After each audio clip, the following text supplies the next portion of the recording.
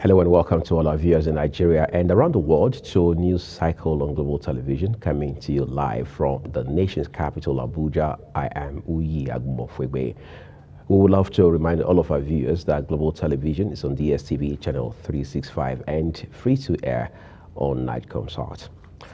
The Inspector General of Police, Kayode Egbetokun, says the criminal justice system in Nigeria is weak, sick, and needs a complete overhaul. Egbetokun at the 2024 annual lecture and award ceremony of Crime Reporters Association of Nigeria said, like a sick person who needs medical help from a doctor, the nation's criminal justice system also requires a revival, urging Nigerians to stop blaming the police alone. The police chief, however, noted that the police is not the only pillar or stakeholder in the criminal justice system in Nigeria. He therefore called for a collective effort.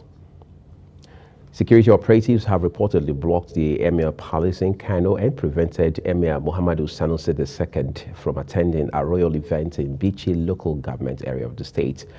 The Emir was reportedly scheduled to attend a royal ceremony to present a staff of office to a new district head of Bichi, but was asked to remain indoors by heavily armed security operatives, while the entrance of the palace was also blocked by armored personnel carrier vehicles. There has been an ongoing legal tussle between the 15th Emir Aminu Ado Bayero and the Emir Sanusi Muhammadu II. Kano State Governor Abba Yusuf in May 2024 had signed a new emirate law that dissolved the previous 5 emirates of Kano, Bichi, Gaya, Rano, and Karaye, installing Muhammadu Sanusi II as the 16th Fulani Emir of Kano. The Federal Airports Authority of Nigeria, FAN, says Operation Air Clean has been launched to address the critical challenges at the Murtala Mohammed International Airport and the General Aviation Terminal. The authority says the resolution was reached after an emergency high-level meeting chaired by the Managing Director and attended by heads of agencies, the Headquarters Task Force, and Federal Airports Authority of Nigeria's directors.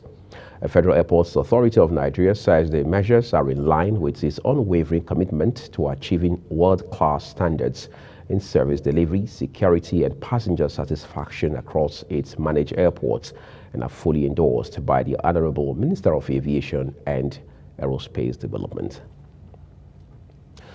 No less than 2 explosive devices have gone off at separate locations in the Dansadao district of Maru local government area of Zamfara State.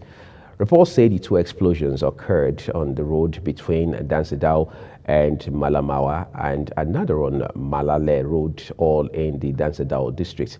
A resident in Nuhu Babangida was quoted as saying passengers in a canter truck going to the Dansadao weekly market had escaped death after the truck loaded with grains ignited the bomb. The Police Service Commission (PSC) has approved the dismissal of 18 senior police officers, which comprised 10 assistant superintendents, 4 deputy superintendents, 2 chief superintendents, and 1 superintendent. The Commission also approved the reduction in ranks of 19 other senior officers, 1 assistant commissioner of police, 1 chief superintendent, 2 superintendents, 2 deputy superintendents, and 13 assistant superintendents. The Commission spokesman Ikechukwu Ani disclosed this in a statement where he said suspensions were part of far-reaching decisions made by the Commission in its last segment of its first plenary meeting in Abuja. The cases treated by the PSA include 110 pending disciplinary matters and 23 appeals, as well as petition cases with 13 court judgments seeking for compliance. The Muslim community has been thrown into mourning following the passing of one of its most revered figures, Alhaji Muhyiddin Bello. Born in 1940 in Ibadan, Alhaji Bello was widely respected for his profound teachings and unwavering dedication to Islamic scholarship. The announcement of his demise was made by another prominent Islamic scholar, Alpha Aribidesi at Tawadi Islamic Dawa, this morning. The presidency says that France is not taking over Nigeria's mining sector, solid minerals, or security rights, contrary to speculations on social media. The speculations were drawn from President Bola Tinubu's recent state visit to France, where Nigeria and France signed a memorandum of understanding to develop joint projects to promote and diversify both countries' critical minerals value chains in the solid mineral sector. Special advisor to the president on media and public communications, Sunday Dare, in a statement issued on X, clarified that Nigeria did not sign away its mining rights. Amid growing controversy over the proposed tax reform bill, Governor Uzodinma has called for informed dialogue rather than baseless criticism. Speaking to government house correspondents in Owerri, Imo State capital, the governor urged critics to thoroughly review the bill and provide specific recommendations for improvements.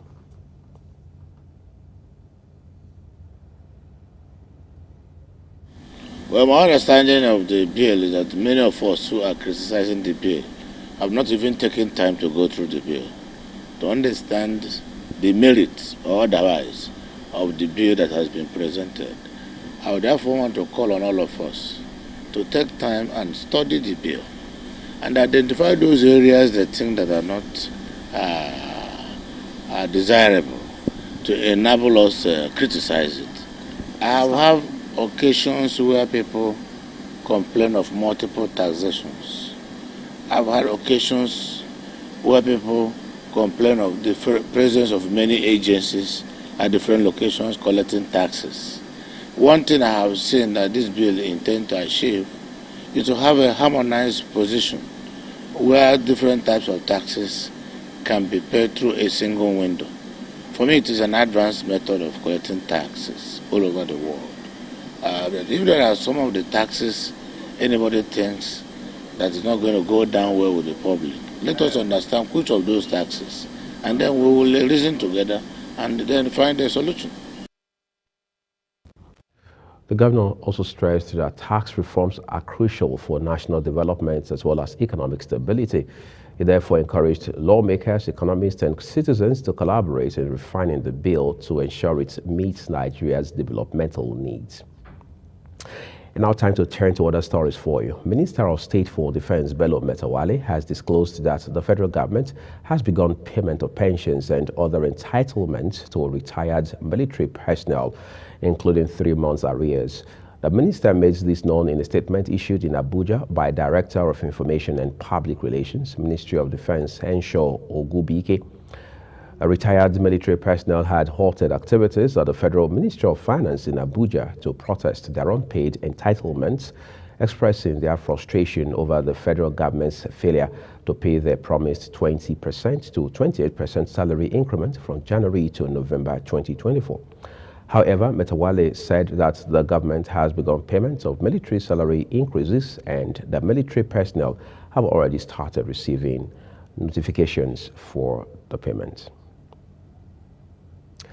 And now to matters of education. Lord Mayor of Leeds City, United Kingdom, Abigail Katung, has advocated a multi-dimensional strategy to boosting education quality in Nigeria. Katung made the call while delivering the 22nd convocation lecture of the Igbededion University, Okada, underscoring the need for quality education in the country.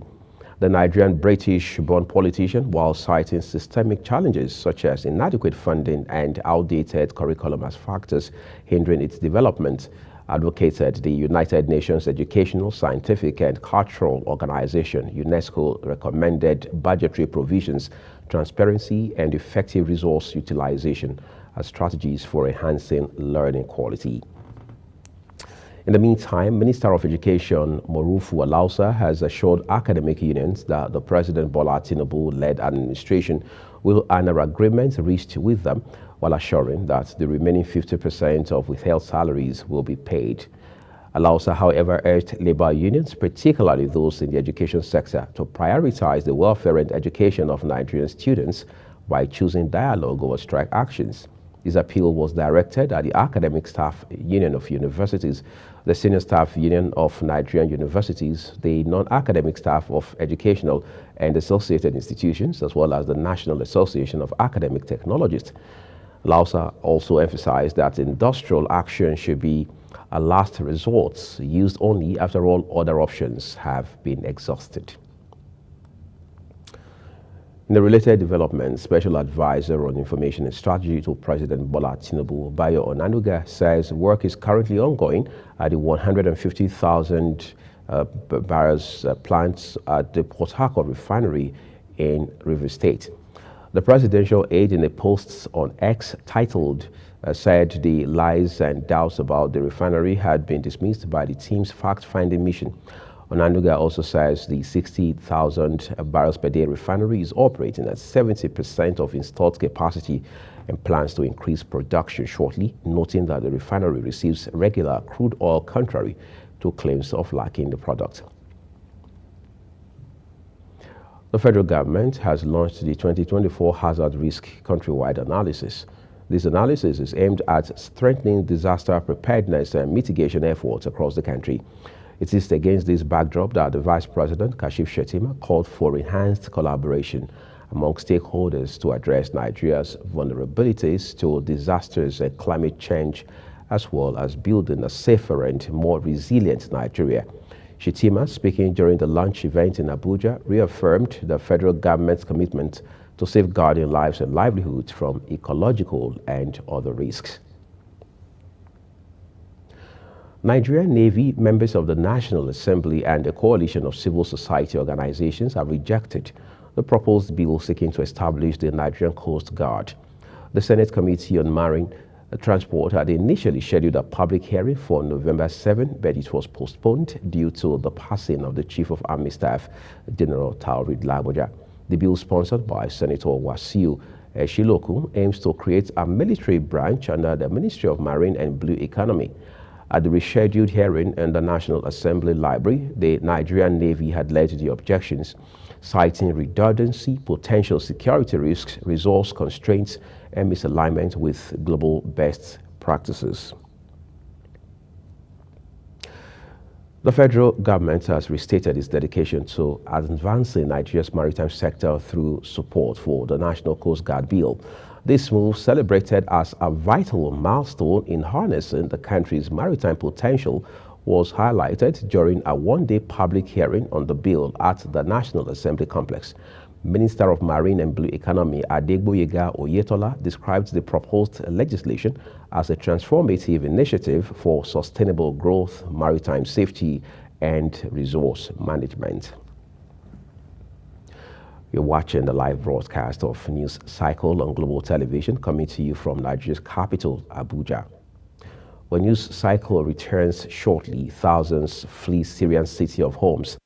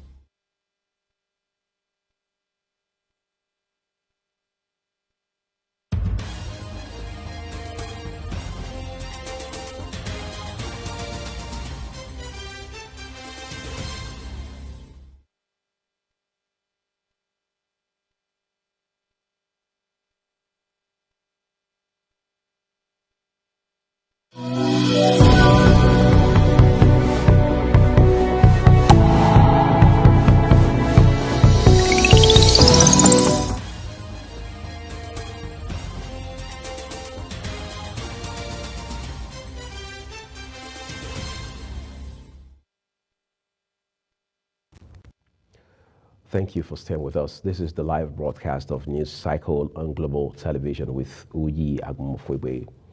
Time to turn to business. The Nigerian National Petroleum Company Limited, NNPCL, has reaffirmed its commitment to reducing methane emissions in the oil and gas sector by 60% by the year 2031, with an overarching goal of achieving net zero emissions by 2060. The company on its X platform says it is a bold step towards combating climate change, which aligns with the nation's leadership role in Africa under the Global Methane Pledge Initiative. The Group Chief Executive Officer of the company, Melekiari, highlighted ongoing efforts to meet these targets during a meeting in Abuja with the United States Department of Global Methane Program Manager, Robert Learman, and a team from Deloitte. He says reducing methane emissions is not just an environmental necessity, but also a strategic imperative for Nigeria's energy transition. The Nigerian National Petroleum Company Limited, in the meantime, is set to establish 5 mini liquefied natural gas plants in Ajaokuta local government area of Kogi State in 2025. Chairman Senate Committee on Local Content, Senator Natasha Akpoti-Uduaghan, disclosed this while speaking at the 13th Annual Political Nigerian Content Forum. In a statement by her Chief Press Secretary, Arongbalo Israel in Abuja, the Kogi Central lawmaker said the projects would be flagged off next year, describing them as the largest concentration of such projects in one senatorial district anywhere in the country. On the foreign scene, tens of thousands of people are fleeing Syria's third largest city of Homs in fear that Islamist-led rebels will continue to advance towards the capital, Damascus. The rebels seized Hama to the north, a second major blow to President Bashar al-Assad, who lost control of Aleppo last week. Leader of the Islamist militant group Hayat Tahrir al-Sham, Abu Muhammad al-Jawani, told residents of Homs that their time has come. Syrian rebels launched a surprise offensive against the government last week and have so far captured 2 major cities and have been advancing south. And Homs is the next city on the road from Aleppo to Damascus. South Korea's President Yoon Suk-yeol has ordered the arrest of his own ruling party's leader Han Dong-hoon when he declared martial law on Tuesday night. The arrest list also included the leader of the main opposition Democratic Party, Lee Jae-myung, as well as 3 opposition lawmakers, the National Intelligence Service Deputy Director said. The revelation came as the country's political parties held emergency meetings with members of parliament planning to bring a vote to impeach him. The motion, which is scheduled for Saturday, will pass if 2/3 of MPs vote for it. Away from Asia now, French President Emmanuel Macron says he will name a new prime minister in the coming days after Michel Barnier resigned following a no-confidence vote in Parliament. In a 10-minute address to the nation, he rejected opposition pressure to stand down, vowing to stay in his post fully until the end of mandate in 2027. He, however, thanked Barnier for his dedication during his brief term as prime minister and accused the French far-right and hard lefts of collaborating in an anti-republican front to bring down the government. So much for politics and foreign stories. Now let's turn to sport for you with some excitement. 4 Nigerian referees have been selected for the Confederation Cup Group C clash between Mozambique's Black Bulls and Al Masry of Egypt. The game, which will be held in Maputo on Sunday, features FIFA-badged referee Joseph Ogabo at the center and his assistants Abdul Majid Usman Olaide and Yakubu Mohammed. The 4th official will be Abubakar Abdullahi, while Burundi's Mfubusa Bernard of Burundi will serve as the referee assessor. Eyimba will host holders Zamalek of Egypt in the other game in the group. And now beyond Africa now, Lionel Messi was named Major League Soccer's most valuable player on Friday after leading Inter Miami to a record-breaking regular season campaign. The Argentine superstar was handed the accolade after his performances helped Miami to a record regular season points tally, earning the club its first ever Supporters' Shield.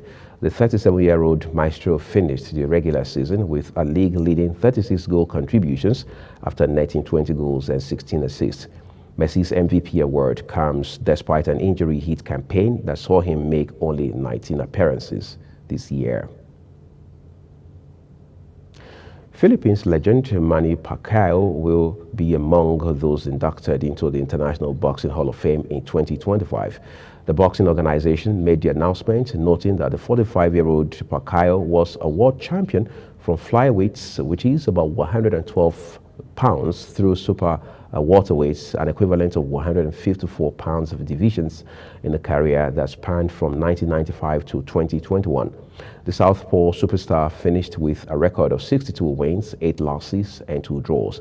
Bakayo fellow fighters Mikel Nunn and Vinny Paz, as well as referee Kenny Bayless, are among 14 individuals set to be enshrined June 5 to 8 at the Hall of Fame in Canastota, New York.